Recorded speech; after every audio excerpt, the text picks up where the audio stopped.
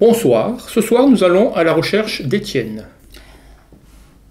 Avec un roman qui s'intitule En attendant Dogo, dans la collection La Noire, chez Gallimard, récit habilement concocté par Jean-Bernard Puy. Tout commence par la disparition. Non pas à la manière de Georges Perec, ce livre est d'ailleurs un bel hommage à l'écrivain oulipien. Oulipien comme Jean-Bernard Puy. La disparition non pas du E, mais d'Étienne. Tiens, le prénom commence par un E d'ailleurs. Étienne, un dilettante qui passait son temps à écrire des débuts de romans jamais achevés. Étienne qui passait son temps à se faire attendre.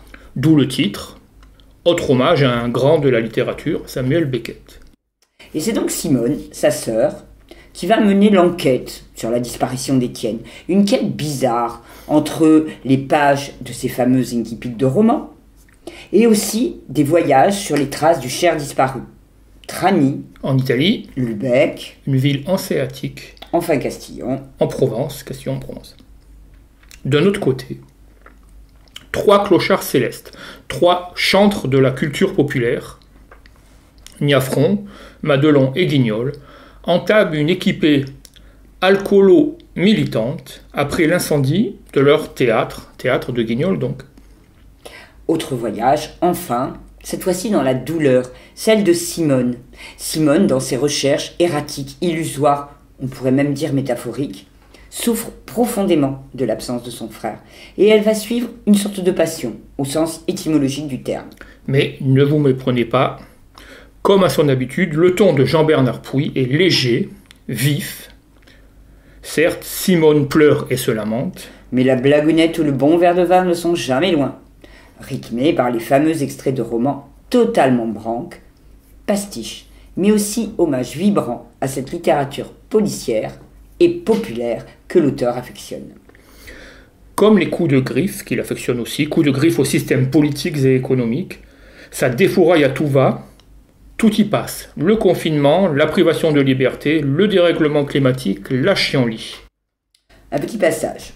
À Paris, toujours le même souk. Et du nouveau aussi, le gouvernement a abandonné le navire. Démission générale, Premier ministre compris, le chef de l'État obligé d'annoncer des élections générales 3 mois après, faut pas mollir. Et du coup, un partout la balle au centre. Les syndicats, les désorganisés, et ce qu'il restait des partis politiques, ont décidé d'une sorte de trêve. On ne peut pas être au four et au moulin. Positionnement théorique, fallait préparer la prise de pouvoir. Alors, pédale douce pendant 3 mois. Pour que le pays abandonne cette sensation pathogène de déliquescence, chacun devant s'y remettre.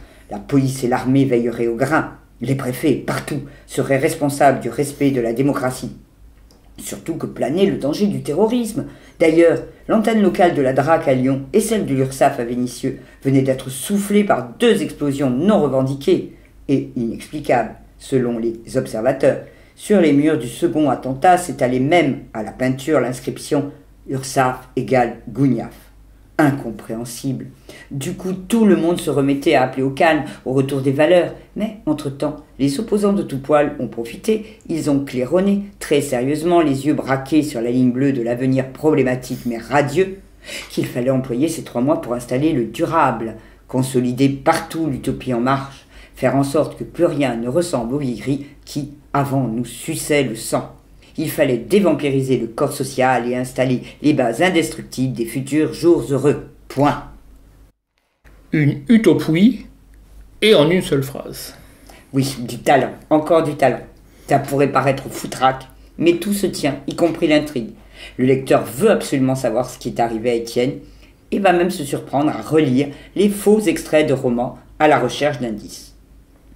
Et le message de Jean-Bernard Puy, Jean-Bernard Puy qui détesterait qu'on dise qu'il délivre un message. Tout à fait. C'est pourquoi s'emmerder à lire un roman chiant ou terrifiant alors qu'on peut dire la même chose avec humour, légèreté et élégance. C'est peut-être ça en fait la définition du talent. Tout à fait. Bonsoir.